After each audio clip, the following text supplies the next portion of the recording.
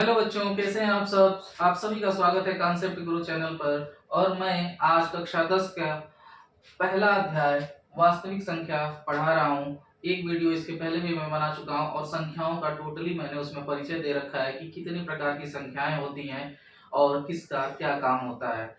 आज मैं आपको उसी चैप्टर को आगे बढ़ाते हुए अभाज्य गुणनखंड के बारे में समझाऊंगा कि अभाज्य गुणनखंड क्या होते हैं, क्योंकि कक्षा 10 के पहले अध्याय में प्रश्नावली 1.1 में अभाज्य गुणनखंड से ही आपका प्रारंभ होता है। तो अभाज्य गुणनखंड को अच्छे से समझते हैं कि अभाज्य गुणनखंड होता क्या है। पहली बात तो अभाज्य संख्या क्या होती है। इसके पहले वाली वीडियो में मैंने बता दिया था कि अभाज्य संख्या वो संख्या होती है जो केवल और केवल या तो स्वयं से कटे या एक से कटे, मतलब जिसके केवल और केवल दो गुणनखंड हो, उसके अलावा कोई भी अपना गुणनखंड नहीं रखता हो, मतलब वो संख्या अभाज्य हो, किसी से कटती ही ना, किसी से विभाजित ना हो, किसी से डिविजिबल ना हो, तो उसी को हम लोग कहते हैं अभाज्य गुणनखंड। और गुणनखंड में अक्सर आपने यही देखा होगा कि जितनी भी संख्याएं आती हैं सभी अभाज्य संख्याएं ही होती हैं। तो इसीलिए इसके लिए आपको विभाज्यता का नियम पढ़ाया जाता है, जो कि क्लास 7, 8, 9 में ही पढ़ा दिया जाता है कि विभाज्यता के नियम क्या होते हैं। उसी के अनुसार ये अभाज्य गुणनखंड होता है। जैसे आपको एक मैं सवाल यहाँ बताता हूं, जैसे कि 96 है। तो 96 का अभाज्य गुणनखंड अगर आपसे पूछता है तो अभाज्य गुणनखंड करने के लिए आपको सबसे पहले छोटा नंबर, सबसे छोटी अभाज्य संख्या से हम लोग शुरू करते हैं। तो 96, तो सबसे पहले प्रॉब्लम तो ये आती है कि किस नंबर से हम शुरू करें। तो आप सबसे छोटे अभाज्य संख्या से शुरू करिए, लेकिन इसमें सबसे बड़ी बात होगी अभाज्य संख्या में कि सबसे पहले ये नंबर कटेगा किससे। तो उसके लिए विभाज्यता का नियम आप लोगों को पढ़ना होगा। कहेंगे तो उसके लिए मैं एक वीडियो और बना दूंगा, विभाज्यता के नियम किस नंबर से क्या होते हैं। तो यहाँ पे 96 है, तो हम 2 से पहले चेक कर सकते हैं, क्योंकि सबसे छोटी अभाज्य संख्या 2 मानी जाती है। तो 2 से हम अगर इसको चेक करते हैं तो 2 से ये कट जाएगा। कटेगा क्यों? क्योंकि जिस संख्या के अंत में 0 हो, 2 हो, 4 हो, 6 हो, 8 हो, वो संख्या 2 से डिविजिबल होती है, विभाजित होती है। तो यहाँ पर ये इस संख्या के लास्ट में क्या है, 6 है, तो यानी ये 2 से क्या हो जाएगा, डिविजिबल हो जाएगा। तो यहाँ से डिविजिबल करने के लिए हम इसको भाग देते हैं। तो 2 चौके कितना हो जाएगा, 8, कैरी 1, 6, उसके बाद 2 अठे 16। फिर हम इसको काटेंगे तो देखिए 24 दूना 48, फिर इसको काटेंगे तो ये हो जाएगा 12, ये हो जाएगा 6, फिर यहाँ 2 से करेंगे 3, और फिर यहाँ 3 से करेंगे कितना आएगा, 1। आपने देखा कि इसमें सभी 2 2 2 और लास्ट में क्या आया, 3 आया, और जब अंत में 1 आ जाता है वही आपकी समाप्ति, या 1 से भी को डिवाइड करेंगे फिर 1 आएगा, तो उसके आगे वही क्या हो जाता है, वो समाप्त हो जाता है। तो आपको कहता है कि इन संख्याओं के अभाज्य गुणनखंड लिखिए।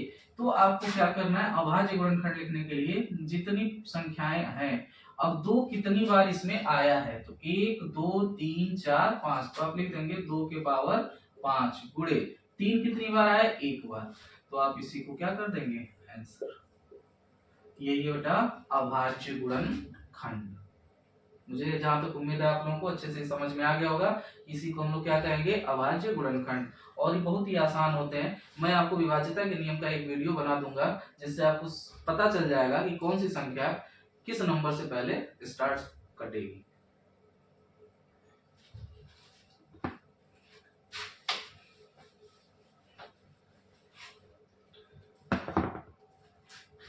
इसके बाद आपको इसी चैप्टर में HCF और LCM पढ़ना होता है। HCF और LCM क्या होता है ये आपको पढ़ना है। तो मुझे उम्मीद है कि आप सभी ने छोटे क्लासों में जरूर HCF LCM पढ़े होंगे। 5, 6, 7, 8 सब में HCF LCM पढ़ाया जाता है। तो उम्मीद है कि सबको पता होगा कि HCF क्या होता है और LCM क्या होता है। HCF महत्तम समापवर्तक और LCM लघुत्तम समापवर्तक। तो हम लोग एक दो संख्याओं से शुरू करते हैं, दो संख्या लेते हैं और उनका HCF और LCM यहाँ पे करके देखते हैं। मेरा पर अभी प्रश्नावली 9 शुरू करने का एक ही उद्देश्य है, पहले आप सबको अच्छे से समझ जाएं, फिर हम लोग प्रश्नावली प्रश्न एक एक प्रश्न को टच करेंगे। तो मैं दो संख्याएं लेता हूं, वो संख्याएं हैं बेटा 96 और 404। 404। किससे कटेगा ये देखने वाली बात है। तो सबसे पहले इसमें करना क्या होता है, इन दोनों संख्याओं को बेटा हम लोग को निकालना है एलसीएम एंड एचसीएफ, और उत्तर की जांच भी करनी है।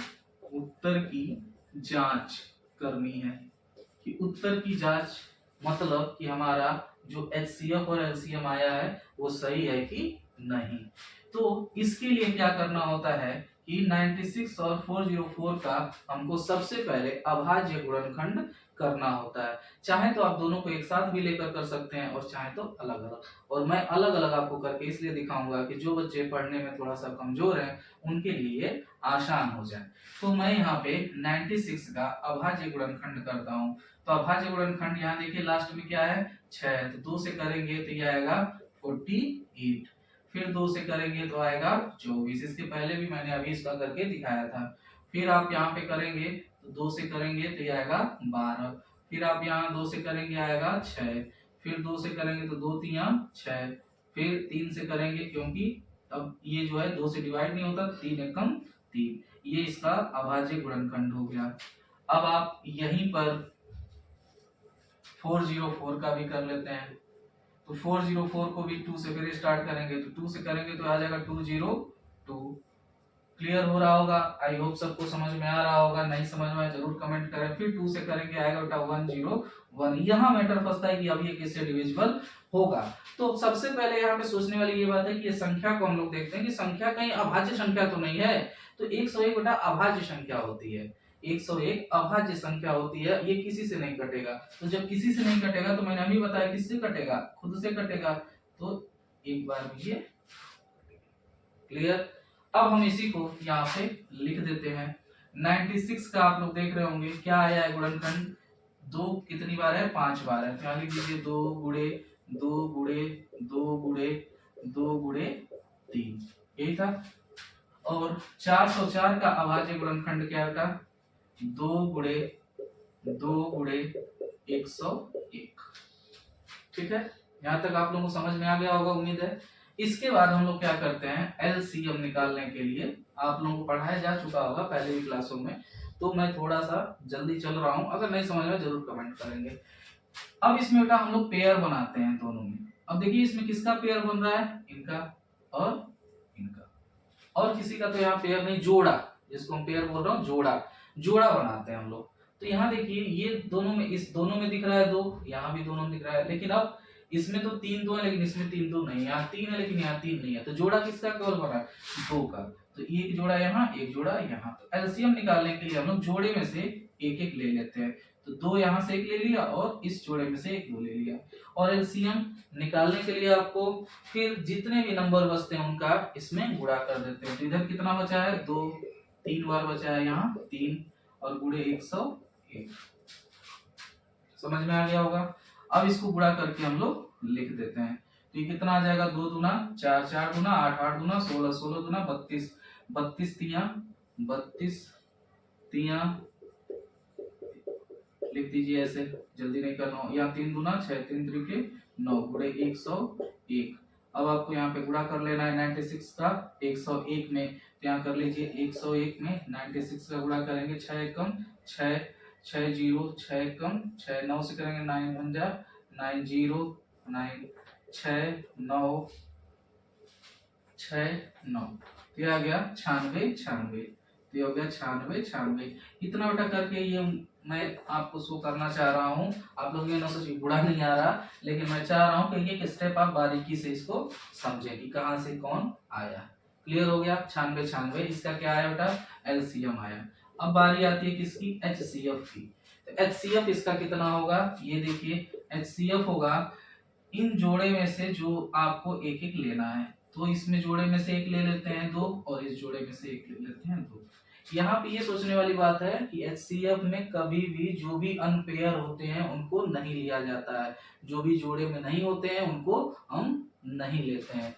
तो एचसीएफ बेटा इसका हो जाएगा 2 दूना 4, एलसीएम हो गया 96 96, और एचसीएफ हो गया 4।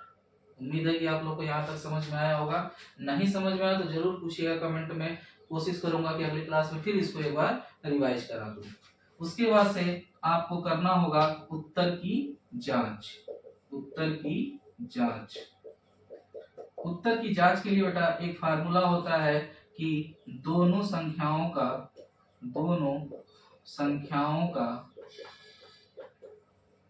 गुणनफल, दोनों संख्याओं का गुणनफल बराबर HCF गुणे LCM। HCF गुणे LCM, तो दोनों संख्याएं कौन सी जिनका हमने HCF और LCM निकाला, तो 96 गुणे 404 बराबर HCF कितना आया, HCF आया बेटा 4 और LCM कितना आया है 96। अगर ये दोनों पक्ष गुणा करने पर बराबर आ जाते हैं तो आपका HCF और LCM क्या है, सही है। तो ये आप लोगों के लिए मैं होमवर्क छोड़ देता हूं कि आप लोग इसे करके स्वयं देख लें कि हमारा उत्तर सही है या गलत है। तो मैंने आज आपको अभाज्य गुणनखंड और HCF LCM के बारे में बता दिया। इसके बाद हम लोग कल पढ़ेंगे प्रश्नावली 1.1 और सभी एक एक प्रश्नों को वहां पर टच करते हुए हम लोग आगे बढ़ेंगे। जो भी उसमें कठिन प्रश्न होंगे उसे मैं जरूर बताऊंगा और जो आसान प्रश्न होंगे आप लोग स्वयं करने की कोशिश करें। नहीं समझ में आएगा तो कमेंट में आप मुझे जरूर लिखें, ये क्वेश्चन सर दोबारा बता दीजिए। उम्मीद है कि आप लोगों को मेरे समझाने का तरीका पसंद आ रहा होगा।